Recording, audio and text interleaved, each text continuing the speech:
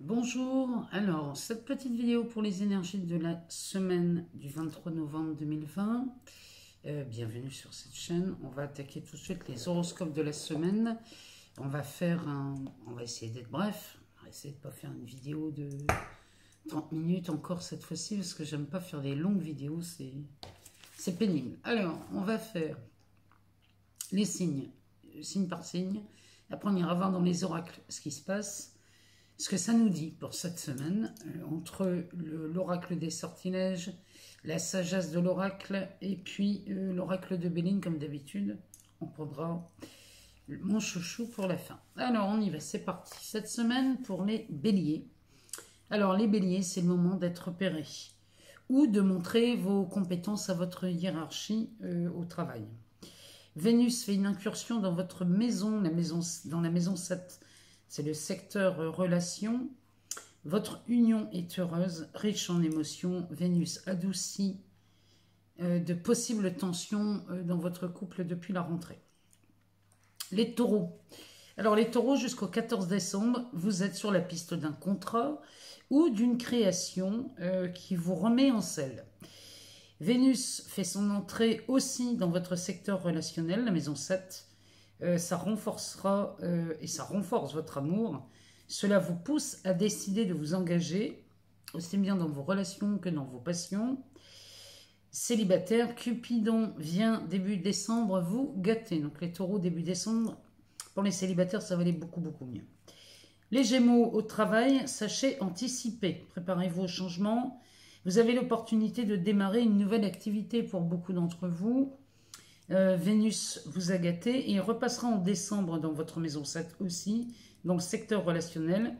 Les célibataires, préparez-vous à rencontrer du monde. Alors ça peut être sur le plan affectif bien entendu, mais ça peut être aussi du relationnel, professionnel, amical. En tout cas, Vénus fait du travail. Les cancers, alors, si vous êtes à la recherche d'un emploi, vous avez ou allez avoir des retours positifs. Mars qui progresse dans votre maison 10, le secteur carrière, jusqu'au 5 janvier. Donc ça renforce votre besoin de mener seul vos activités. Jusqu'au 14 décembre, Vénus est installée dans votre signe, dans la maison 5. Donc c'est le secteur amoureux pour vous les cancers.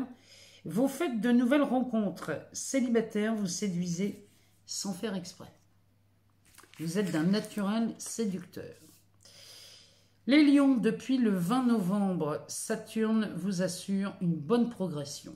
Bravo. Jusqu'au 16 décembre, profitez de cette période pour vous enrichir de compétences. Côté finance, c'est plutôt calme, pas de dépenses imprévues. Côté cœur, l'envie de vous affranchir est bien présente. Vierge, en amour, jusqu'au 14 décembre, vous êtes plus fusionnel. Attention à ne pas être possessif, les vierges, parce que la jalousie peut se réveiller. Célibataire, coup de foudre pour beaucoup. En tout cas, de nombreuses rencontres sont prévues. Au travail, vous ne parvenez plus à vous projeter dans votre activité actuelle. Si vous êtes à la recherche d'un emploi, vous pensez à changer de voie, à vous former, à vous diriger vers autre chose. Les balances, Mars a porté ses fruits niveau professionnel ou porte actuellement ses fruits. Pour certains, ça dépend des décans. Vous êtes enthousiaste et chanceux, vous faites une bonne affaire ou une très bonne transaction cette semaine.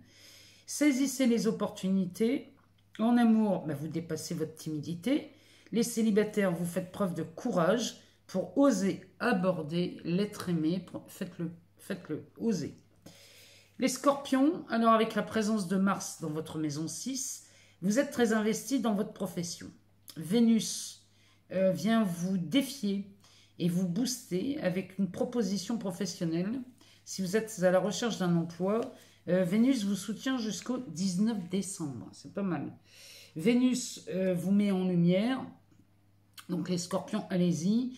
Célibataire, vous créez des contacts et vous séduisez cette semaine. Un truc de dingue. J'ai envie de dire, les scorpions, des vrais séducteurs. Sagittaire, alors, pour les couples, quelques discordes en amour. Tout rentrera dans l'ordre rapidement. Célibataire, vous charmez. comme d'habitude. Côté professionnel, les conditions s'améliorent nettement. L'ambiance est plus détendue. La semaine prochaine réserve de très bonnes surprises pour vous les Sagittaires. Capricorne, alors vous avez de grands besoins affectifs. En tout cas, ça se fait bien sentir chez vous. En couple, vous êtes entier et très impliqué dans votre relation. Célibataire, cette semaine vous offre j'avais envie de dire, pardon, pour vous les Capricornes, donc les célibataires, cette semaine vous offrent de nouvelles rencontres, mais au pluriel.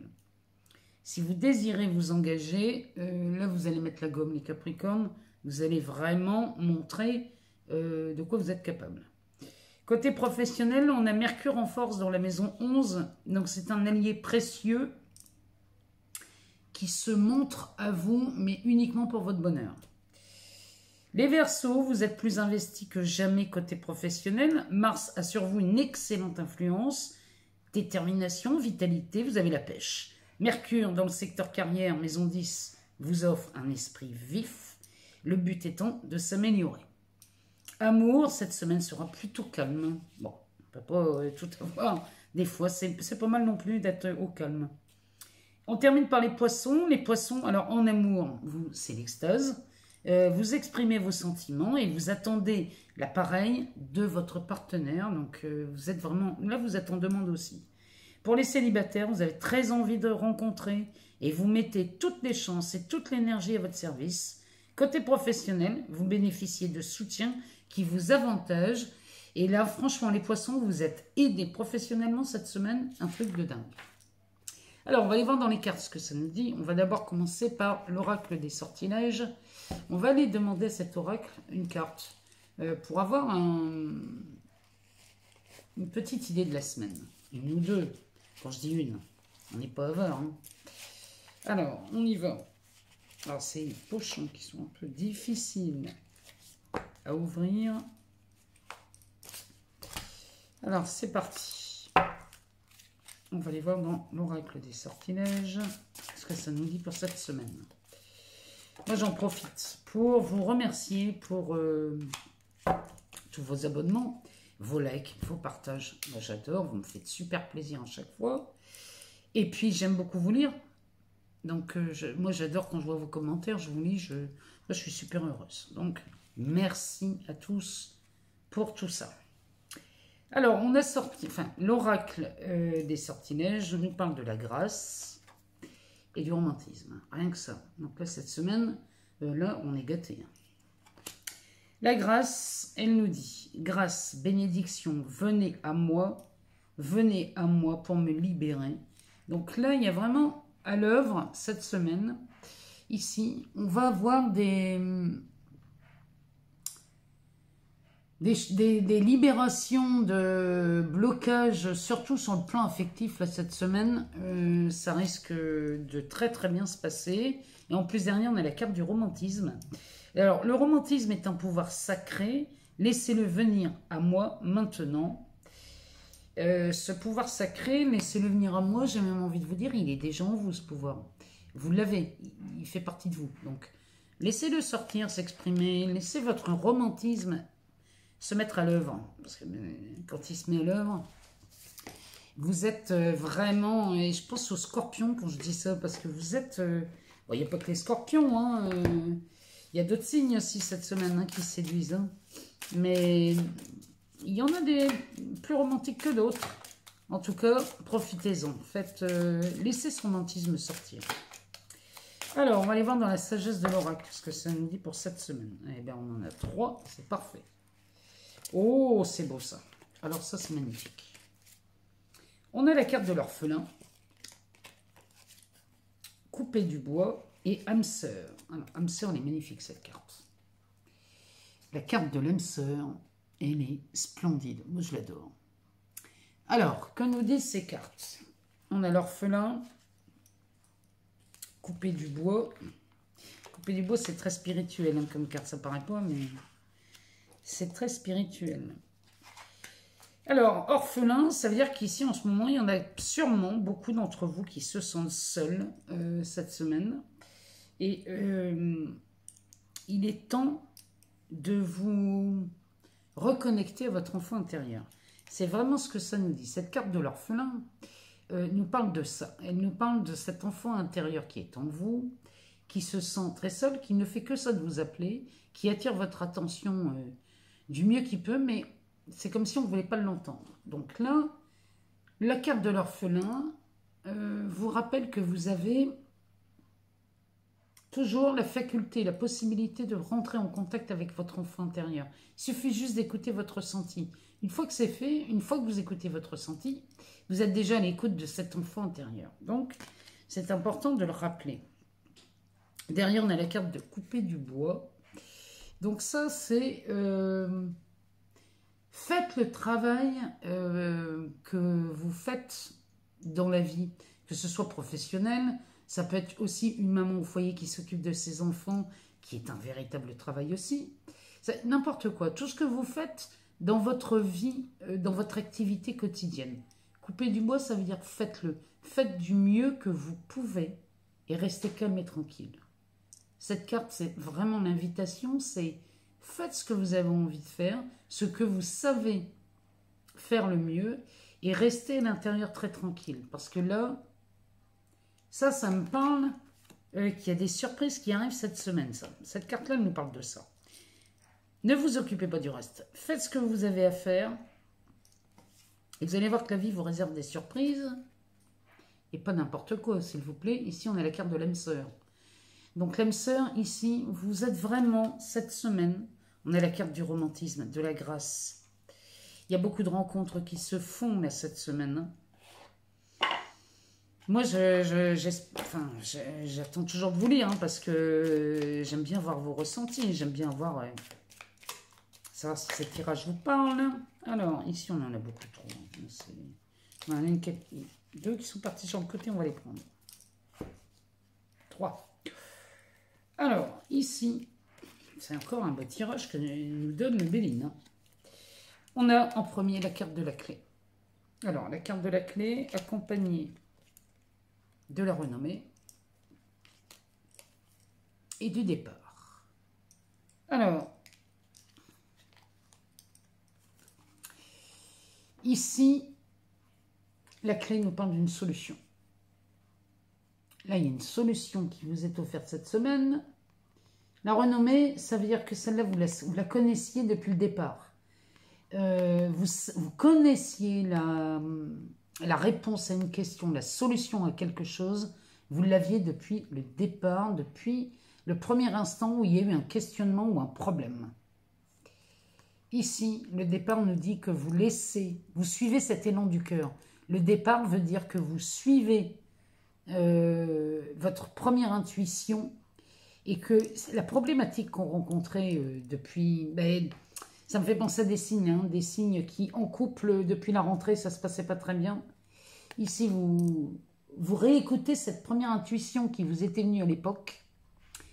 Et du coup, la réponse, vous vous rendez compte que vous l'avez depuis le début. Là, il y a une solution. Vous réglez un problème cette semaine. Et c'est un problème, donc vous avez la solution depuis le début. Hein. Et vous le mettez en pratique, du coup, bizarrement, le problème disparaît. Béline nous parle de bonheur. Alors, de quel bonheur il nous parle ici?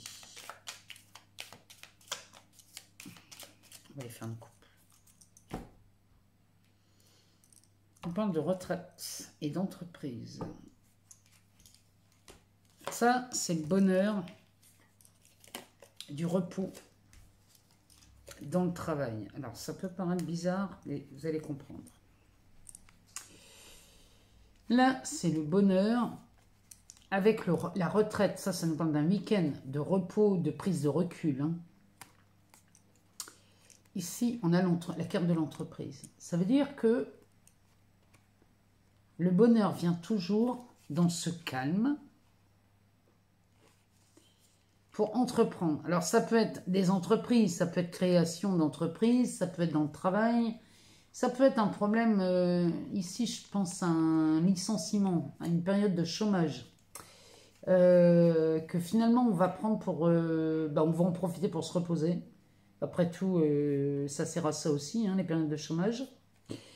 On en profite pour se reposer et c'est dans ce repos, hein, c'est dans ce repos que les meilleures idées ou la meilleure inspiration vous vient. Ici, le travail se fait aussi dans le calme. Ça paraît bizarre ce que je suis en train de vous dire, mais quand je dis le travail se fait, c'est-à-dire que quand vous arrêtez de toucher à vos incertitudes, à vos doutes, à vos inquiétudes, quand vous commencez à vous poser dans ce calme, les meilleures réponses viennent. Les meilleures solutions arrivent. Vous n'avez pas bougé le petit doigt et pourtant, les meilleures solutions arrivent. C'est toujours comme ça que ça se passe. C'est toujours quand on lâche l'affaire, comme on dit, que les choses se passent, que les choses se produisent. On va aller en rechercher deux. Je ne sais pas pourquoi, le Béline, ça me parle d'aller en rechercher deux. On va aller en rechercher deux. Alors, on a la carte de la ruine qui tombe.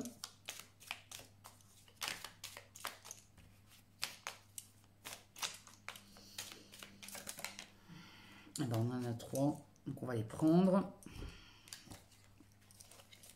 Alors, on a la ruine, le tête-à-tête et l'héritage.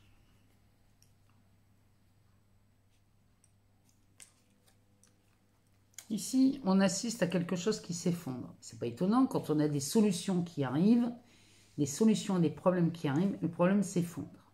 Là, il y a quelque chose qui est en train de s'effondrer, mais vraiment... Parce qu'on a compris que on avait la solution depuis le début. C'est un truc dans ce goût-là. Derrière, on a le tête-à-tête, le repas. Ici, on pourrait prendre un repas en tête-à-tête, enfin 2 ou 3 personnes. Ici. Mais en fait, cette ruine, cette solution, cette dissolution du problème, vous invite, en tout cas, vous amène une invitation. Ici, il y a un tête-à-tête. Hein. Il y a un rendez-vous de prix ici. Hein. Ça peut être amoureux, ça peut être familial, ça peut être professionnel. Et ici, on a la carte de l'héritage. Alors, l'héritage, ça peut être une succession. Parce qu'on a compris que ça ne servait à rien de lutter. Du coup, on lâche complètement l'affaire et du coup, ça tout bouge. On a une notion d'héritage. On a une notion de signature de contrat aussi dans cette carte. Pour cette semaine. Ici, je pense au taureau. Je pense à d'autres signes, hein. Il y a d'autres signes aussi, hein. Il y a les sagittaires aussi qui, dans le genre, dans les rendez-vous, là c'est pas mal. Les béliers, là il y a des problèmes là qui se résolvent chez vous, les béliers, cette semaine. Dites-moi si ça vous parle. En tout cas, cette semaine, je compte sur vous, hein. Je vous fais confiance. Venez me dire ce qui tombe en ruine comme problème et ce qui vous a occasionné. Eh bien, un rendez-vous, quelque chose de plus intimiste, avec une notion d'héritage ou de signature de contrat. Ici, c'est de ça dont on parle. C'est ce que le Béline nous dit. Voilà pour les énergies de cette semaine, de la semaine du 23 novembre. J'attends de vous lire. Je vous remercie. Je vous embrasse. Je vous dis à très bientôt avec les taroscopes de décembre. Bonne semaine à vous. Je vous aime très fort.